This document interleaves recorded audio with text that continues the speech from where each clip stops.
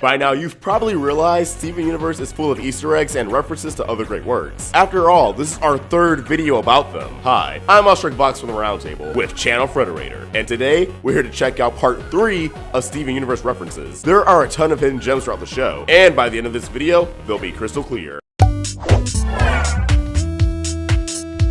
DuckTales. We are the Crystal Gems? Woohoo! In Onion Trade, Steven and the Gems find themselves caught in a sea of Dave Guy toys. All hope appears to be lost until Steven suggests they act like a rich duck to escape. This is a blatant nod to everyone's favorite rich duck, Scrooge. In case you missed out on DuckTales, the super wealthy Scrooge McDuck has a habit of diving headfirst into his gold vault and swimming around in his money. There's something special about watching a cartoon from today reference a cartoon we watched growing up. But enough of my nostalgic emotional rambling. Next time you find yourself in a sticky situation, just ask yourself, WWSMDD, what would Scrooge McDuck do? Because who doesn't want to be more like Scrooge McDuck? OKKO, let's be heroes. This one should come as no surprise. OKKO was created by Ian Jones Cordy, who served as a writer, storyboard artist, and supervising director on Steven Universe, before ultimately creating his own show on Cartoon Network. In Arcade Mania, in the background, we can see an arcade game that just so happens to share the same name as Jones Cordy's pilot episode, Lakewood Plaza Turbo. Ultimately, Lakewood Plaza Turbo was renamed to OKKO, Let's Be Heroes, when it received the green light from Cartoon Network. The last episode Jones Cordy worked on was Sworn to the Sword, but that didn't stop the Steven crew from giving him a special and updated shout out in Future Boys Ultron, where we can see that Mr. Smiley has upgraded his Lakewood Plaza Turbo game to OKKO, Let's Be Heroes, Attack the Light. Speaking of Future Boys Ultron, later on in the episode, we also get a quick glimpse of another new game in the Funland arcade, Attack the Light. Call it a hunch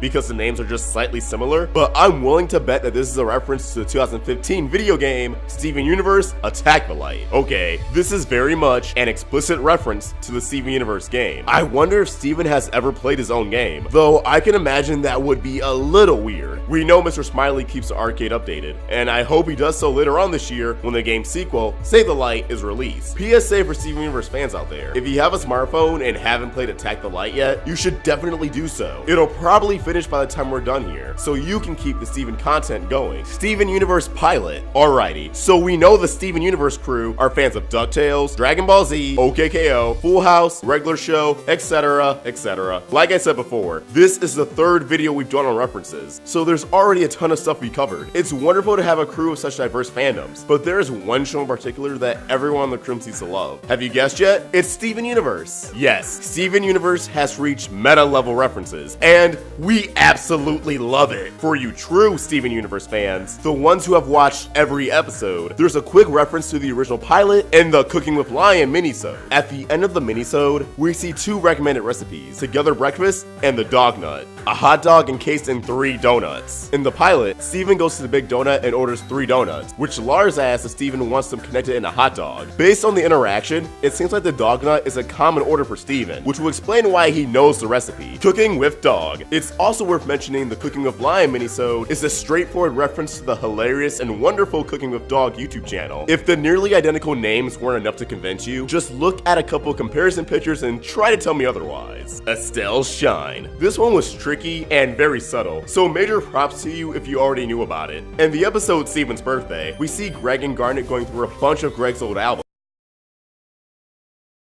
A particular album, Stella, and then Garnet shoves her hand in his face. The Stella album is an almost identical replica of Estelle's Shine album. The names Estelle and Stella also happen to sound fairly similar, adding to the humor. And the voice of Estelle also happens to sound fairly similar to Garnet, but that's also because Garnet is voiced by Estelle. So now that you know the full story behind it, it's extra funny to watch Garnet push Greg away when he suggests they listen to the Stella album. Made the joke funnier by explaining it. You're welcome. Bagel Bites. You may be wondering, is referencing a brand song from a commercial a reference worthy of mentioning in this video? To which we say, yes, of course it is. Have you heard the Bagel Bites jingle from 1996? I can't be the only person who thinks it's an absolute jam. In Restaurant Wars, Steven whips up a pizza bagel for coffee, and after just one bite, Coffee drops a pizza bagel and references the Bagel Bites song. The actual line is pizza in the morning, pizza in the evening, pizza at supper time. When pizza's on a bagel, you can eat pizza anytime. Coffee says a slight variant of the end of the song, long. And with pizza on a bagel,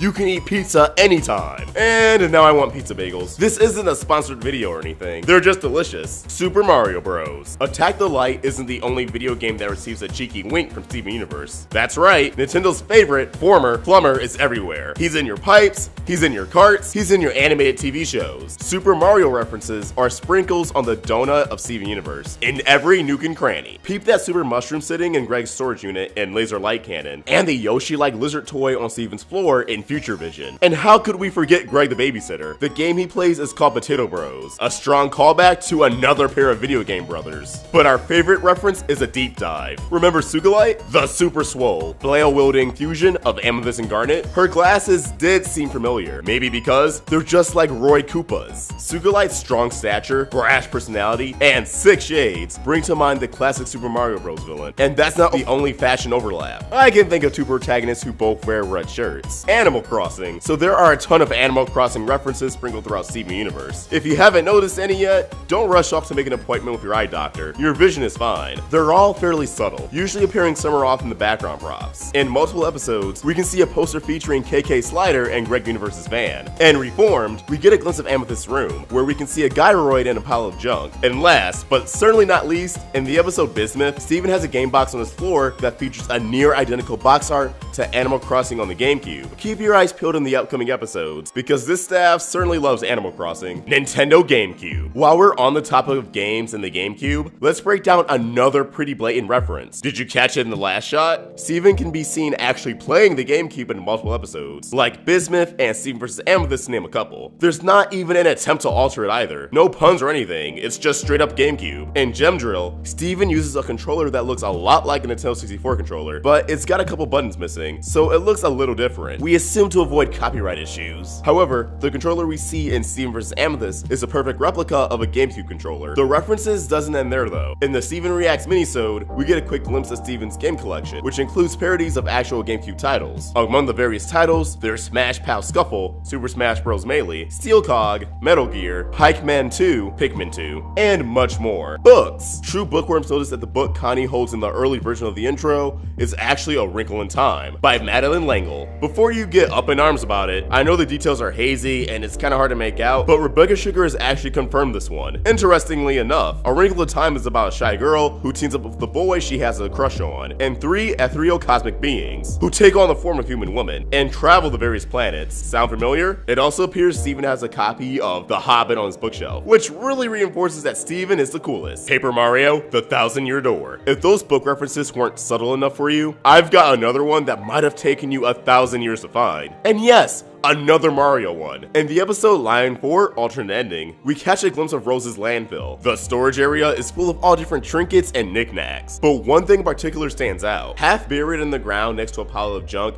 is a red book with a star on the front. After some time digging, it turns out this book is a reference to the book that players first see in the intro to Paper Mario, The Thousand-Year Door. Keen eyes and non-believers may notice that the book in the ground doesn't have eyes on it like the one for Paper Mario, but the layout artist admitted specifically to using the Paper Mario book as a reference. So there you have it. I'm Ostrick Vox from the Roundtable, and thanks for watching part 3 of Steven Universe references. Which one was your favorite? Are there any others you think should have made the list? Let us know in the comments below. If you want to watch more videos like this one, make sure to hit subscribe, and maybe go check out the other 2 Steven Universe reference videos we've done. Don't forget to click the bell icon to become part of the notification squad. And remember, Frederator loves you.